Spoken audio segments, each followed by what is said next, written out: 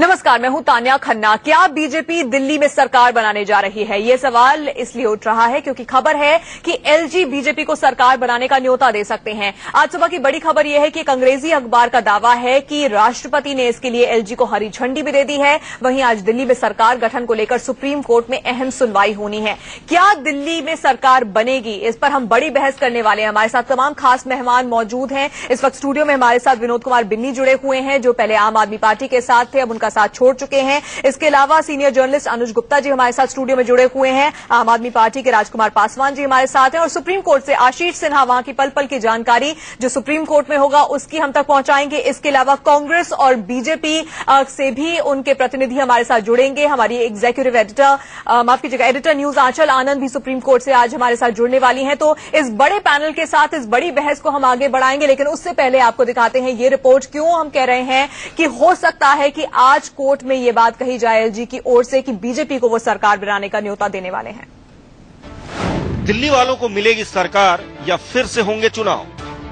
इस सस्पेंस से आज पर्दा उठ जाएगा। दिल्ली में सरकार को लेकर आज सुप्रीम कोर्ट में केंद्र सरकार को अपना पक्ष रखना है। सरकार आज कोर्ट में बताएगी कि वो दिल्ली में सरकार बनाने का फैसला लेगी या विधानसभा भंग कर फिर से चुनाव कराएगी। लेकिन इस बीच अखबारों के हवाले से ये भी खबर मिल रही है कि सबसे बड़ी पार्टी होने के नाते उपराज्यपाल नजीब जंग बीजेपी को सरकार बनाने के लिए न्योता दे सकते हैं। इसके बाद सदन में बहुमत साबित करने को कह सकते हैं। अखबार के मुताबिक राष्ट्रपति प्रणब मुखर्जी ने उपराज्यपाल जंग की उस सिफारिश को स्वीकार कर लिया है जिसमें उन्होंने विधानसभा को भंग करने से पहले बीजेपी को सरकार बनाने के लिए मौका देने की बात कही थी। राज्यपाल की तरफ से मिले संकेत के आधार पर यह आज केंद्र सरकार सुप्रीम कोर्ट में अपना पक्ष रख सकती है। आपको बता दें कि इससे पहले केंद्रीय गृह मंत्री राजनाथ सिंह भी इशारों में कह चुके हैं कि जल्द ही कोई फैसला ले लिया जाएगा। चुनाव के पहले तो हर पॉलिटिकल पार्टी कहती है कि जो हम गवर्नमेंट बनाएंगे, और हम भी यहां गवर्नमेंट बनाना चाहते थे। दिल्ली का गवर्नमेंट बनेगी कि नहीं बनेगी, अब बनेगी तो किसको लेफ्टिनेंट गवर्नर इनवाइट करेगा, ये प्योरली डिस्कशन है और ज्यूरिडिक्शन है तो ये लेफ्टिनेंट गवर्नर का है। दूसरी तरफ दिल्ली की 3 विधानसभा में उपचुनाव की तारीखों का ऐलान भी हो चुका है। जानकारी मिली है कि बीजेपी तीनों सीटों को फिर से जीतने की रणनीति तैयार करने में जुटी है। ये सीटें डॉक्टर हर्षवर्धन, रमेश बिधूड़ी और प्रवेश वर्मा के लोकसभा में जाने की वजह से खाली हुई थी। Bureau report, India news. तो एक बड़े पैनल के साथ इस पर हम बड़ी चर्चा आज करने वाले हैं। इस वक्त हमारे साथ बीजेपी के आशीष सूद भी जुड़ गए हैं, उनसे भी बातचीत करेंगे। लेकिन उससे पहले आपको बता दें कि एलजी के न्योते देने की खबर पर सियासी हलचल अचानक तेज हो गई है। आम आदमी पार्टी और कांग्रेस ने इस बात का विरोध किया है, तो वहीं निर्दलीय विधायक रामवीर शौकीन बीजेपी के हक में नजर आ रहे हैं। नामहीन दिल्ली के उपराज्यपाल महोदय को भारतीय जनता पार्टी को सरकार बनाने के लिए जब बुलाना चाहिए, जब भारतीय जनता पार्टी पहले एक खुलासा करे कि उसके पास बहुमत का क्या इंतजाम है। भारतीय जनता पार्टी उन विधायकों के नाम बताए जिनके समर्थन से दिल्ली में सरकार बनाएगी। यदि ऐसा नहीं होता है तो निश्चित तौर पर पूरे तरीके से ये एक तरीके से कहा जाएगा यह पक्षपात है।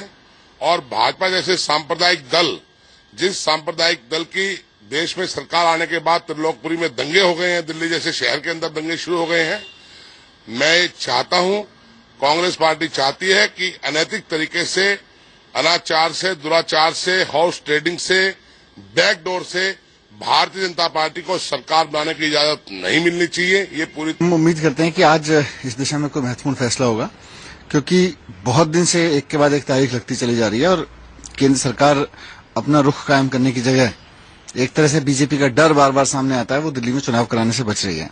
5 महीने हो गए इन लोगों को दिल्ली में देश में सरकार बनाए हुए, अब तो 2 राज्यों में जीत भी चुके हैं। तो अब थोड़ी हिम्मत दिखाएं और कहें कि हम दिल्ली की विधानसभा को भंग करके दोबारा चुनाव में उतर रहे हैं। सरकार अगर बीजेपी को राष्ट्रपति जी ने एलजी को न्योता दे दिया, एलजी साहब न्योता देते हैं तो सरकार तो बनी जाएगी। 29 विधायक उनके पास हैं और 3 सीटों पे चुनाव आयोग ने भी बोल दिया इलेक्शन करवाने के लिए, और ये तीनों सीटें अगर बीजेपी के खाते में आ जाती है तो सरकार तो बन जाएगी। 35 या 36 तक का आंकड़ा पहुंच जाएगा, उससे बन जाएगी सरकार। उससे सबसे ज्यादा जो विधायक है वो बीजेपी के पास है। तो ये तो रूल है, कानूनी हक है ये तो, कि सबसे बड़ी पार्टी को एक मौका मिलना चाहिए सरकार बनाने के लिए। और 3 जैसे विधायक 3 सीटें खाली हुई हैं, इस पे इलेक्शन हो जाएंगे, 32 हो जाएंगे। उसके बाद बिन्नी जी भी हैं, शायद शोएब इकबाल भी हैं, मैं हूं, 35 का आंकड़ा हो जाए, उससे सरकार बन जाएगी। तो क्या सियासी प्रतिक्रिया आ रही है वो भी आपने देखा और आपकी टेलीविजन स्क्रीन पर आपको लगातार दिखा रहे हैं कि इस वक्त मौजूदा स्थिति क्या है दिल्ली की विधानसभा की। लेकिन इस वक्त सीधे रुख कर लेते हैं सुप्रीम कोर्ट का। आशीष हमारे साथ जुड़े हुए हैं। आशीष के साथ एडिटर न्यूज आंचल आनंद भी मौजूद हैं। आशीष, ये बताइए कितने बजे सुनवाई होनी है, आज क्या कुछ होगा कोर्ट में और कितनी जल्दी ये बात सामने आ सकती है कि दिल्ली में चुनाव होंगे या फिर नहीं होंगे, बीजेपी को न्योता दिया जाएगा या फिर नहीं दिया जाएगा? टान्या, ठीक 10:30 बजे सुनवाई शुरू होगी। अगर सूत्रों की माने तो राष्ट्रपति ने हरी झंडी दे दी है उपराज्यपाल को कि वो सबसे बड़ी पार्टी को निमंत्रण दे कि वो सरकार बनाए। आंचल हमारे साथ हैं। आंचल, सुप्रीम कोर्ट कई सुनवाई में कह चुका है कि हर संभव कोशिश करिए सरकार बनाने को लेकर। अब जब राष्ट्रपति ने हरी झंडी दे दी है तो इसका मायने क्या है? यही सबसे अहम चीज है, क्योंकि ये मामला लीगल कम और पॉलिटिकल अर्थमेटिक का ज्यादा है। नंबर 1, अगर आज ये सरकार बोल देती है, जो सूत्रों के हवाले से खबर आ रही है कि एलजी को ये रिपोर्ट मिल गई है और वो सिंगल लार्जेस्ट पार्टी यानी कि बीजेपी को दिल्ली में सरकार बनाने के लिए न्योता दें, इसका मतलब ये निकाला जा सकता है कि बीजेपी ने सरकार बना दी? नहीं, इसका फैसला बीजेपी खुद एज अ पॉलिटिकल पार्टी और उनका पार्लियामेंट्री बोर्ड करेगा। दूसरी चीज ये, हर हाल में ये जो सरकार है वो अल्पमत सरकार अभी तक होने जा रही है। और अगर आंकड़ों की बात करें, क्योंकि बाईपोल्स है 25 नवंबर को, तो 3 सीटें ऐसी हैं जो बीजेपी हर हाल में जीतना चाहेगी। अगर आंकड़ों का जुगत उसको लड़ाना पड़े तो उसको थोड़ा वक्त चाहिए होगा, ब्रीदर चाहिएगा, जो कि 1 महीने का ब्रीदर अब उसे मिल सकता है अगर एडजर्नमेंट ली जाए। क्योंकि पॉलिटिकल पार्टी अपनी सरकार बनाना चाहती है या नहीं बनाना चाहती, एलजी उनको सिर्फ इन्वाइट कर सकते हैं लेकिन उनको फोर्स नहीं कर सकते कि आप सरकार बनाएं।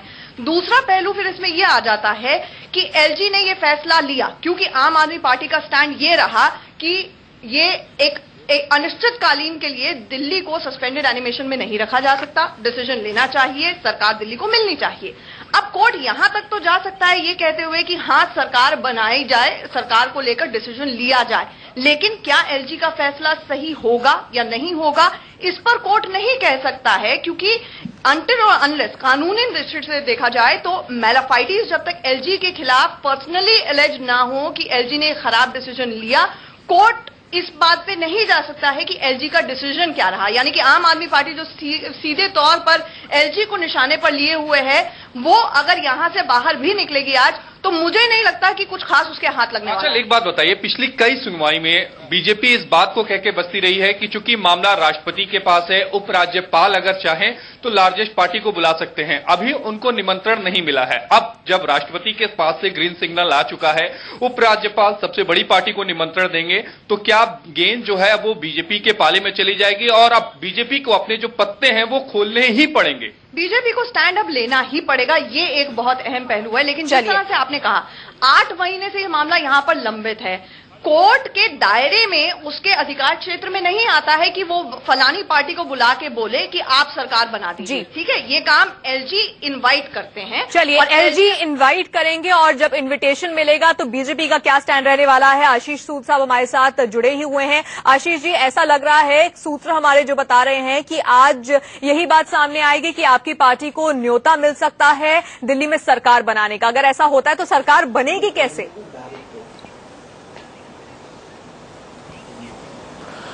देखिए, ये सब अभी हाइपोथेटिकल एनालिसिस है। जी निमंत्रण देंगे, अब फिर हम क्या करेंगे, ये सब हाइपोथेटिकल है। आशीष जी, कोई डिस्कशन तो हुआ होगा ना? पे आएंगी तो भारतीय जनता पार्टी का हाइपोथेटिकल चीजों पर, टेलीविजन की रिपोर्ट्स पर दिल्ली और देश की राजनीति नहीं चल सकती है।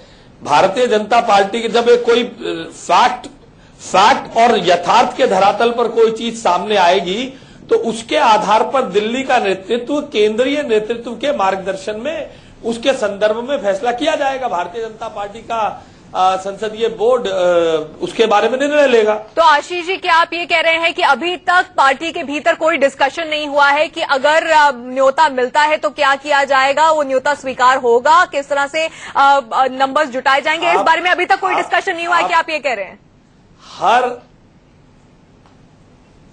आप मुझे बताइए, पिछली डेट से और इस डेट के बीच में किस चैनल ने इस बात की चिंता की थी? ये तो जब ये डेट आती है तब किसी संदर्भ में चर्चाएं चर्चाओं का और अफवाहों का बाजार गर्म होता है, मगर राजनीति तो यथार्थ और निरंतर चलने वाला काम है। इसलिए जब कोई यथार्थ के धरातल पर ठोस चीज हमारे समक्ष आएगी, तब उसके संदर्भ में भारतीय जनता पार्टी निर्णय लेगी। लेकिन आशीष जी, ये तो बताइए, आपकी पार्टी चाहती क्या है? आपकी पार्टी खुद ये चाहती है कि उन्हें न्योता मिले सरकार बनाने का, लेकिन क्या आप चाहते हैं कि री इलेक्शंस हों? भारतीय जनता पार्टी के समस्त बड़े नेताओं ने ये कहा है कि दिल्ली को चुनी हुई सरकार मिलनी चाहिए। डॉक्टर हर्षवर्धन, जिनके नेतृत्व में हमने चुनाव लड़ा, श्री राजनाथ सिंह जो भारत के गृह मंत्री हैं, उन्होंने बार बार कहा है कि भारतीय जनता पार्टी तोड़फोड़ की सरकार नहीं बनाना चाहती है। परंतु जो वस्तुस्थिति है वो हम सबके सामने है। इसलिए जब कोई चीज सामने आएगी, जब कोई राजनीतिक डेवलपमेंट होगी, हम चैनल पर चलती हुई कयासों के आधार पर आप देश के सत्तारूढ़ दल से निर्णय लेने की अपेक्षा नहीं कर सकते। चलिए आप कह रहे हैं कि चैनल्स की रिपोर्ट पर आप नहीं कमेंट करेंगे, लेकिन कयास है कि राष्ट्रपति ने फाइल वापस। आशीष जी, अगले 15-20 मिनट में स्थिति साफ हो जाएगी। कोर्ट से 10:30 बजे जब 10:30 बजे इस मामले में सुनवाई होगी, उसके बाद जो निर्णय आएगा, आप हमारे साथ बने हैं। मैं ये सवाल आपसे तब जरूर पूछूंगी, साफ हो जाएगी तब आप जरूर जवाब देंगे ना कि किस तरह से आप सरकार बनाने वाले हैं। हाँ, जब वो निर्णय आएगा, अगर कुछ निर्णय आएगा, उस पर राजनीतिक प्रतिक्रिया करने से पहले इतना समय तो हमें भी देंगी ना आप, कि हम उसके प्रॉस एंड कॉन्स और उसके गुण और दोषों के बारे में अपनी पार्टी में चर्चा कर सके। ठीक है आशीष जी, मैं आपको बता रही हूँ कि कुछ देर बाद जब फैसला आएगा तो मैं ये सवाल आपसे जरूर पूछने वाली हूँ। फिलहाल राजकुमार पासवान जी आम आदमी पार्टी से भी हमारे साथ जुड़े हुए हैं। राजकुमार जी, ये तो सबसे बड़ा झटका आपकी पार्टी के लिए होगा अगर बीजेपी को न्योता दे दिया है सरकार बनाने का, तो आपकी पार्टी क्या करने वाली है? क्योंकि अब तो कोई रोल रह नहीं जाएगा आपका। जिस चीज की डर थी आम आदमी पार्टी को, भाजपा वही काम कर रही है। भाजपा शुरू से इनकी मंशा एकदम गंदी रही है कि तोड़फोड़ की, खरीद फरोख्त की राजनीति करते हैं ये। और अगर राज्यपाल अभी तो उन्होंने की नहीं ना खरीद फरोख्त, कर रही है, अंदर अंदर की बात चल रही है, न्योता देने की बात, अंदर अंदर की बात चल रही है, सब चीज सेटअप हो चुका है और ये गलत तरीके से सरकार बनाना चाहते हैं। अनर्गल प्रलाप जो है, अनर्गल प्रलाप सोचिए, आप लोग अनर्गल राजनीति करते हैं। राजकुमार जी, ये बताइए कि अगर राष्ट्रपति हरी झंडी देते हैं और लेफ्टिनेंट गवर्नर इनवाइट करते हैं पार्टी को सरकार बनाने के लिए, तो इसमें बीजेपी का क्या दोष है? आपको बता देते, जो संविधान के अनुसार, जो संविधान कहता है, जो कानूनी प्रक्रिया है, उसमें आम आदमी पार्टी हस्तक्षेप जरा भी नहीं कर रही है। जो कोर्ट की डिसीजन होगी वो सर्वमान्य होगा। लेकिन सूद साहब जो कह रहे हैं कि मेरी पार्टी डिसाइड करेगी, वो करेगी, आप कहां से नंबर्स कहां से लाएंगे? मंगल ग्रह से लाएंगे? बात की बात है ना, पहले तो आज उन्हें इन्विटेशन मिलेगा। नहीं, इन्विटेशन मिलेगा तो कहां से ये आंकड़ा लाएंगे? कहे ना भाई, सार्वजनिक करिए, जनता के बीच लाएं कि आंकड़े कहां से लाएंगे सरकार बनाने के लिए? चलिए, एक ही विकल्प है, चुनाव कराने से भाग रहे हैं सूद साहब। 2 दिन की आम आदमी पार्टी के कहने पर लाए क्या? यही चीज मैं कहना चाहूंगा सूद साहब। 2 दिन की आम आदमी पार्टी कह रहे हैं आप, आपके भी आरएसएस जब गए थे संगठन बनाने तो भैया कहे जाते थे, कांग्रेस का हत्यारे कहे जाते थे। किसी दिन कह दिए सूद साहब, कांग्रेस का हत्यारे कहा जाता था आरएसएस को। आज वही आरएसएस के हाथ में देश का कमांड है, भागदौड़ है, और आप इस तरीके की बात कर रहे हैं। शर्म आनी चाहिए आप लोगों को। चलिए, गंदे तरह के सरकार बनाते हैं आप। चलिए, क्या अगर कहा जाता था आरएसएस को, आज वही आरएसएस के हाथ में देश का कमांड है, भागदौड़ है, और आप इस तरीके की बात कर रहे हैं।